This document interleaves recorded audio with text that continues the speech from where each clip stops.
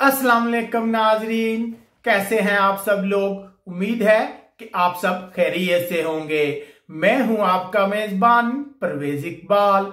आज 8 जून और सोमवार का रोज है। जैसा कि आप लोग जानते हैं कि मैं आप लोगों के लिए लेके आता हूं यूरोप भर से अहम खबरें। आज के इस खबरनामे में हम बात करेंगे स्पेन के वजीर आजम का इमदाद का वादा, जबकि फ्रांस जुर्माने में इजाफा, जर्मनी मस्जिद पर हमले का मंसूबा नाकाम और इटली के शहरी खुशी ना बनाएं।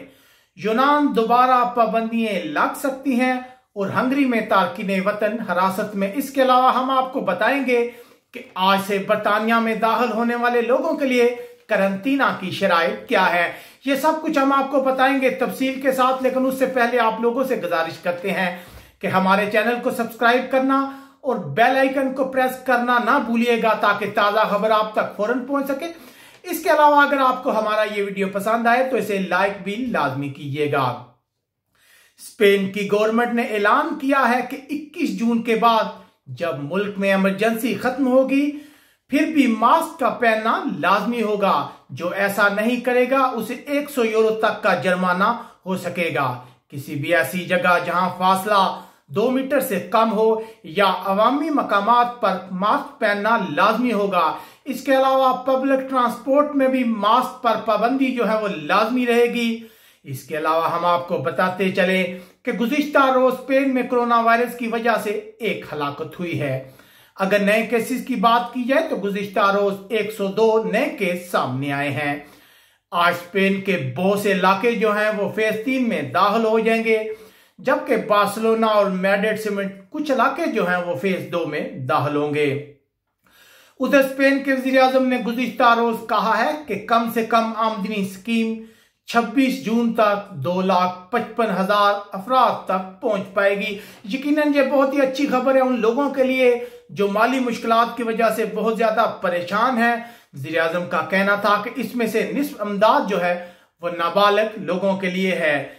इस सिलसिले में जो वेबसाइट बनाई गई थी, अब तक जो इतलात आ रही हैं 21 लाख से ज्यादा लोग जो हैं वो इस वेबसाइट का विजिट कर चुके हैं, जिससे पता चलता है कि लोग जो हैं माली मुश्किलात की वजह से कितने परेशान हैं और वो चाहते हैं कि जल्द से जल्द ये इमदाद उन तक पहुंचे। उसके बाद रुख करते हैं यूरोपीय मुल्क फ्रांस का।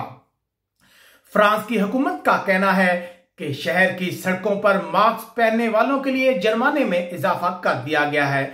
इससे पहले चेहरे के मास्क फेंकने वालों को 68 यूरो का जुर्माना होता था, लेकिन अब उसे बढ़ाकर 135 यूरो कर दिया गया है। फ्रांस के सेक्रेटरी ब्राहिम ओलियात का कहना है कि हर फर्द की जिम्मेदारी है कि वो इस बात को यकीनी बनाए कि मास्क को अच्छे तरीके से ठिकाने लगाया जाए। उधर फ्रांस की पुलिस ने पेरिस की फूड मार्केट में कायम आर्जी तौर पर मुर्दाखाने को बंद कर दिया है।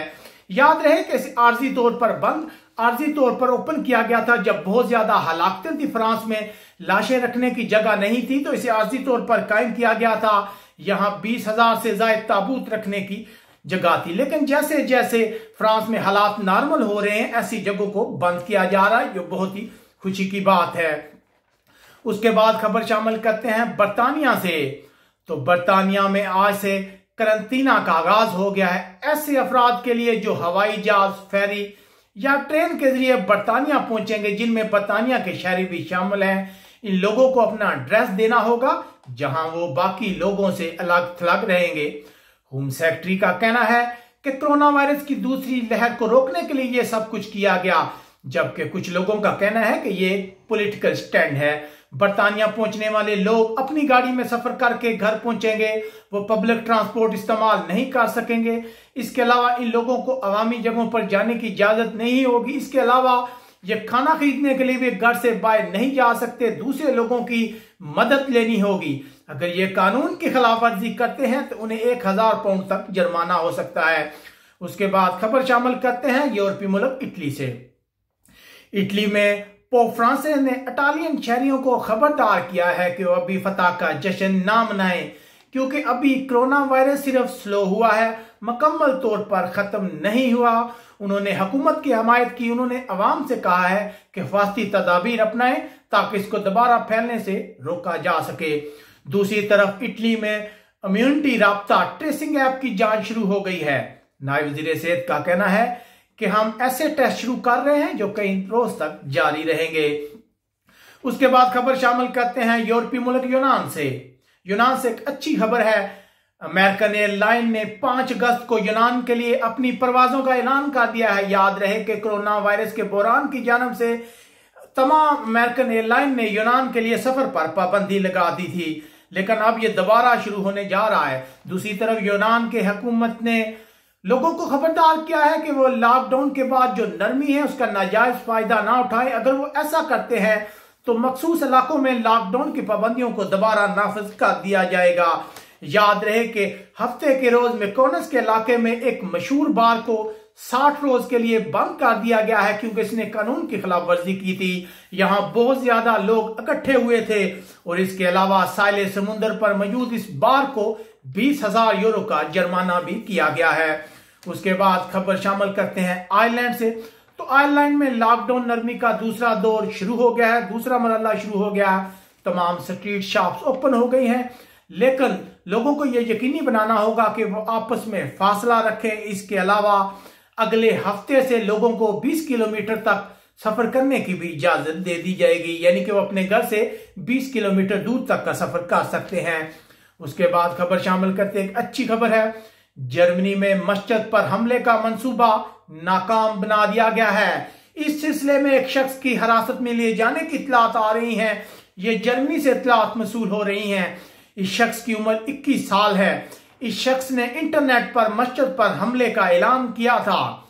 इस शख्स की पूरी प्लानिंग थी कि यह मस्जिद पर हमला करेगा, जिसके बाद यह बैनुल-अक़वामी मीडिया की नजर में आ जाएगा। ऐसा लग रहा है कि यह शख्स जो है न्यूजीलैंड में मस्जिद पर हमला करने वाले शख्स से मुतासर था।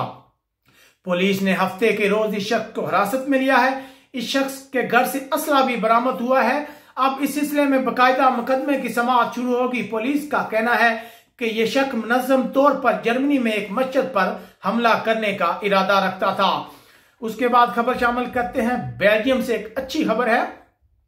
बेल्जियम की हुकूमत ने मुल्क की मईशत को सहारा देने के लिए ट्रेन के टिकट जो है मुफ्त देने शुरू कर दिए हैं। ऐसे लोग जो जर्मनी में रह रहे हैं, चाहे वो जर्मन शहरी हैं या दूसरे यूरोपियन शहरी हैं जो वहां रह रहे हैं, उन्हें वो ट्रेन में 10 सफर जो है वो मुफ्त कर सकेंगे। इसका मकसद ये है कि जो बेल्जियम है जो कोरोना वायरस से बहुत बुरी तरह मुतासर है, वहां के लोगों की हौसला अफजाई की जाए कि वो ज्यादा से ज्यादा ट्रेन का सफर करें ताकि मुल्क की मईशत को सहारा मिले। उसके बाद खबर शामिल करते हैं हंगरी से। हंगरी पुलिस का कहना है कि मुल्क में दाखिल होने वाले 300 गैर कानूनी तारकिन वतन को हिरासत में ले लिया गया है। लॉकडाउन पाबंदियां खत्म होने के बाद एक बार फिर हंगरी में तारकिन वतन के बहाव में इजाफा देखा जा रहा है। पुलिस का कहना है कि ज्यादातर तारकिन वतन रोमानिया और सर्बिया की जन्म से हंगरी में दाखिल हो रहे हैं। ये थी हमारी आज की यूरोप की ताजा तरीन अपडेट। आप कमेंट्स करके हमें अपनी राय से आगाह कर सकते हैं। आपकी राय हमारे लिए अहमियत रखती है। अपने मेजबान परवेज इकबाल को इजाजत दीजिएगा। हमारे चैनल को सब्सक्राइब करना और बेल आइकन को प्रेस करना ना भूलिएगा। अल्लाह हाफिज।